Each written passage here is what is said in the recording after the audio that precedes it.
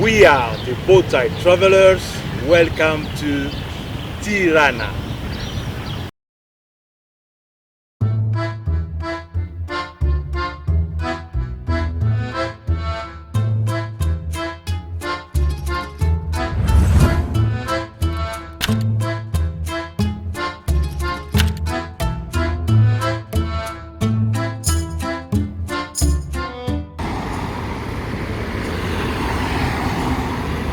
Albania's capital, Tirana, used to regularly top list of Europe's worst city. Decades of Stalinism rule left Tirana grey and grim, lacking in both infrastructure and services. The collapse of communism in 1992 only worsened the situation as chaos engulfed the city and crime started to rise. All that has now changed. Today, Tirana is, while still often chaotic, a very pleasant little city and a cultural, entertainment and political center of Albania. For such a country with, I would say, a heavy history of Stalinism, we were pleasantly surprised by this lively city with buildings painted on primary colors and public squares and pedestrianized streets that are a pleasure to wander. We have 2 days to see as much as we can in this city. In those 2 days, we'll see amongst others Skanderbeg Square, Pyramid of Tirana, Bunk Art 2, Grand Park of Tirana, Mount Dajti and the Dajti Express, and many more. We hope this will inspire you for your next sightseeing adventure to Tirana.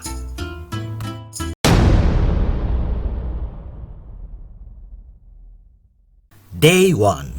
Skanderbeg Square, Pyramid of Tirana, Bunkert 2, the Grand Park of Tirana.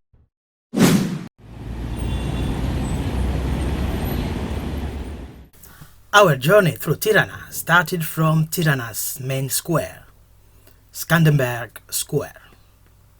This is where Tirana's premier monument, including the Clock Tower, Ethan Bay Mosque, and the National History Museum, are all assembled.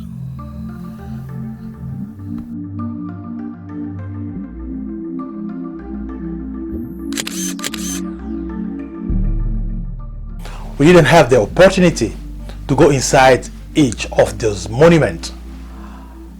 However, being able to see that from afar, that was enough for us.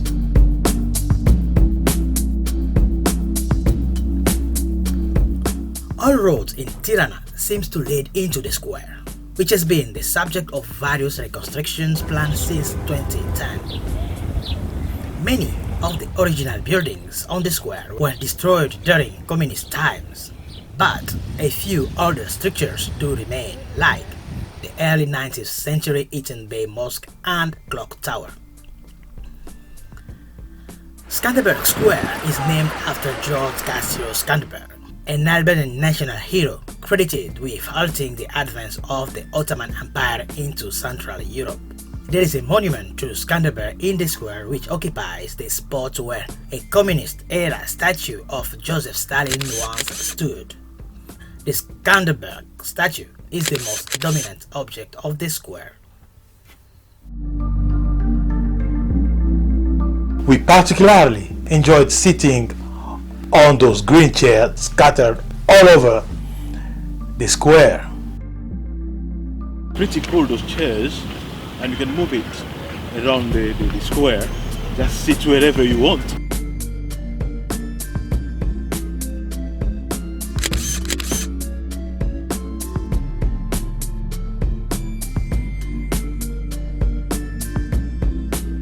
The next stop is the Pyramid of Tirana. It is a 10-minute walk from Skanderbeg Square.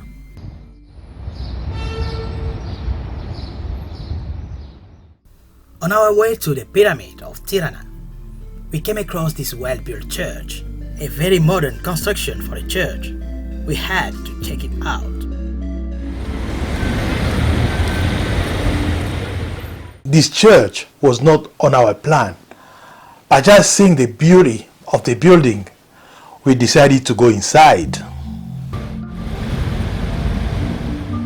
And we were not disappointed, even though there was some renovation work inside the church.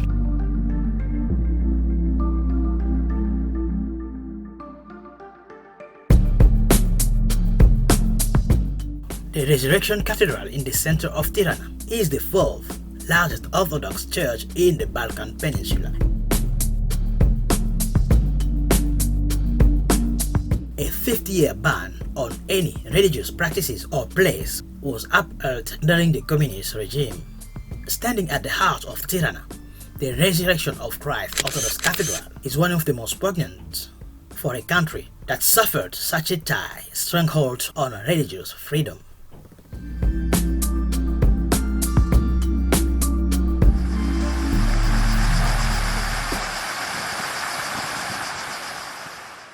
Just before reaching the pyramid, we have been attracted by a beautiful fountain. It's part of the Taiwan Center, a very popular restaurant complex in Rinia Park.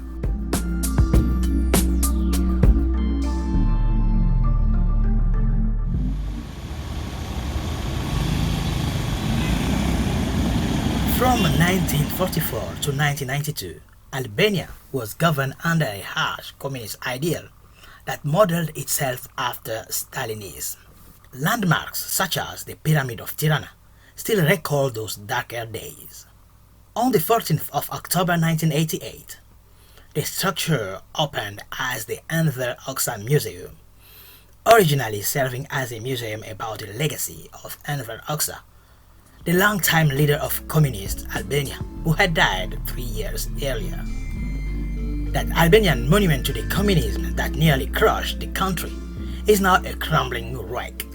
It looks like an abandoned structure, just standing there for nothing.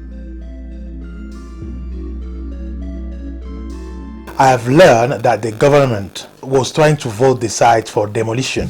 However, locals want to preserve it. In 2018, a new project was unveiled that will turn the pyramid into an IT center for youth with a focus on computer programming, robotics, and startups.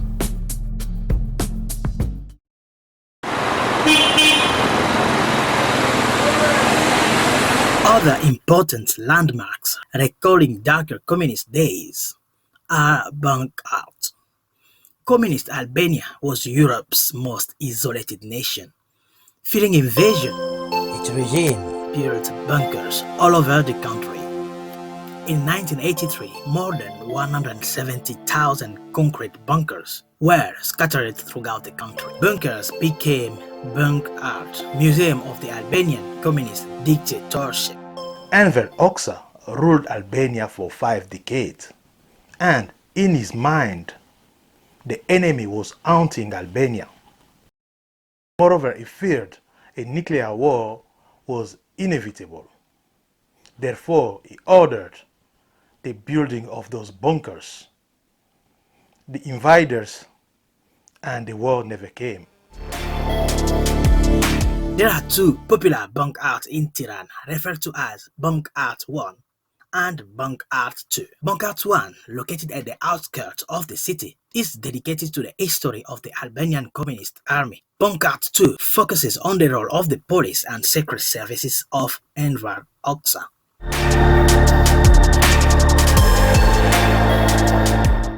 We had the opportunity to visit only Bunk Art 2 as it is in the city center near Skanderbeg Square. But I will definitely recommend visiting Bunk Art 1 because it is more impressive. Our time was limited and we regret that we didn't have the opportunity to visit Bunk Art 1. From the Pyramid of Tirana, there is a 9-minute walk to Bunk Art 2. After Bunk Art 2, we headed to the Grand Park of Tirana. It took us about 27-minute walk to get there. It was a wonderful walk as we had to walk through Deshmorete Combat Boulevard. It was such a lovely, long walk, but we had to stop to enjoy local beer and food. Before carrying on,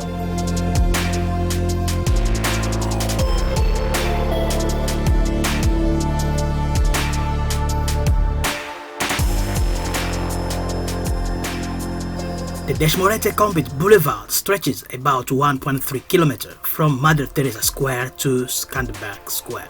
It was designed by architect Gerardo Bosio and was built in 1939 and 1941 during the Italian occupation of Albania. The boulevard preserves to this day some important landmarks of the influence of Italian architecture in Albania.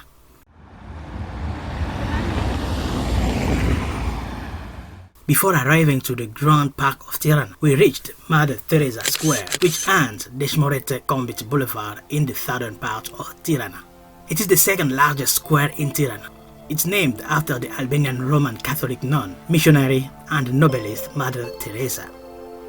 Important buildings are situated on this square. The buildings include the Archaeological Museum, the University of Tirana, the Polytechnic University of Tirana.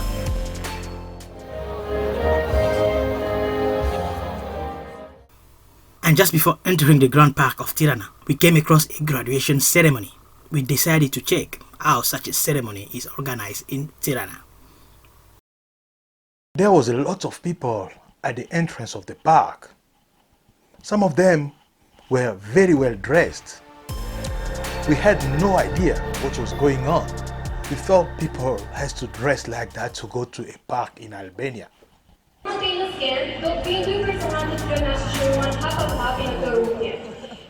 That was cool. We had just been in a graduation ceremony in Albania.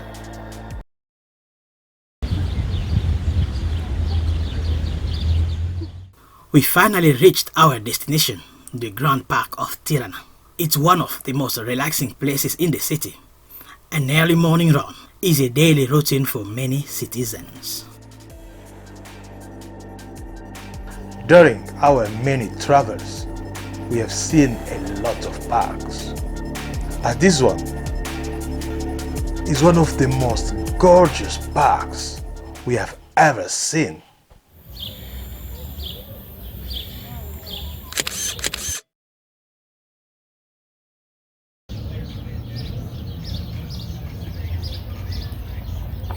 We could also take some cool pictures.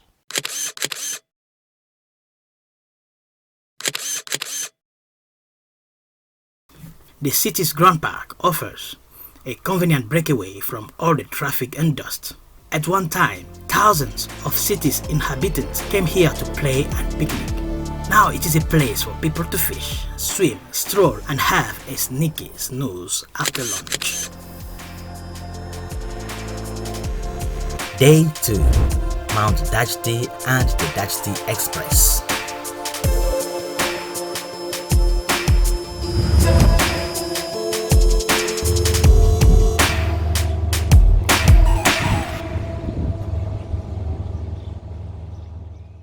In our last day in Tirana, we decided to escape the chaos, noise and energy of the city. We took a trip to the Mount Dajti to find peace and quiet. The Mount Dajti towers proudly over Tirana, with its beautiful national park, green forest and amazing views.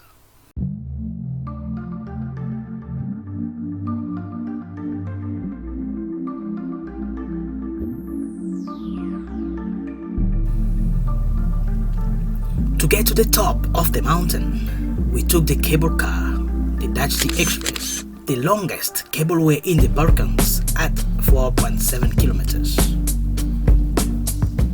To get to the Dajti Express departure point, we took the public bus from outside Tirana's clock tower.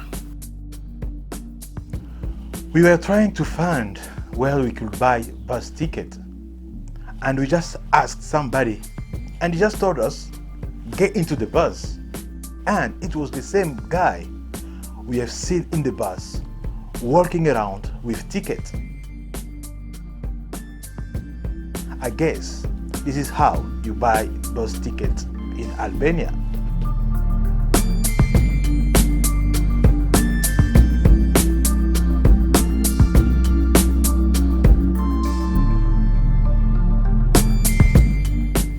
We got to the bus stop near Dajti Express departure point after a 20-minute bus ride.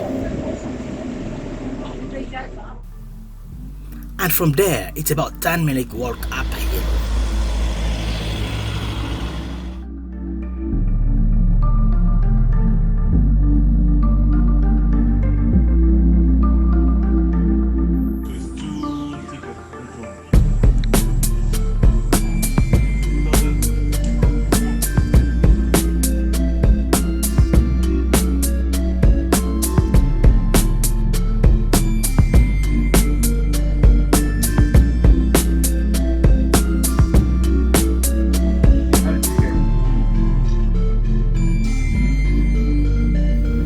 It's a 15-minute journey to the top.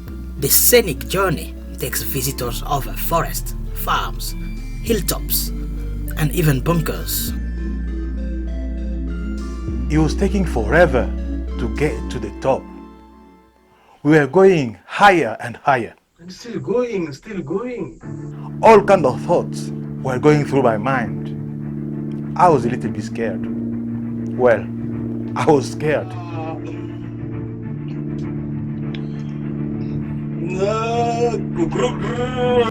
I'd rather be on a plane. Don't get me wrong, nothing to do with the cable car. It was just me. My wife was enjoying it. The ride itself was smooth, however bumpy and shaky at times. The scenery was extraordinary.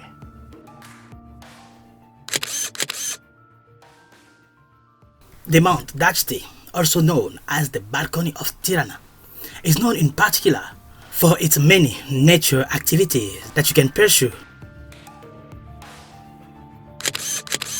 We spent time at the Dajti Tower Bar, located on the 7th floor of the Dajti Tower. The bar rotates 360 degrees, giving visitors an incredible view of both the national park and the city of Tirana below. The bar completes a full rotation every 45 minutes while enjoying a hot or cold beverage.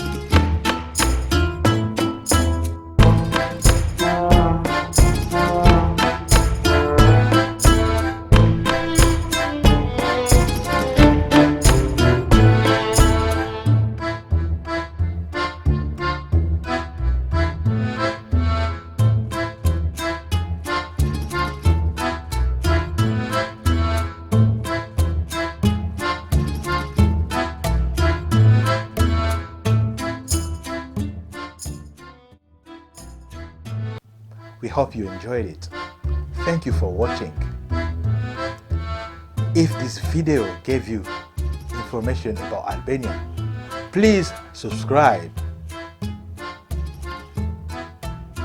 We'll see you next time on our next video. That will be Dures the former capital of Albania. Since then, keep traveling. See you.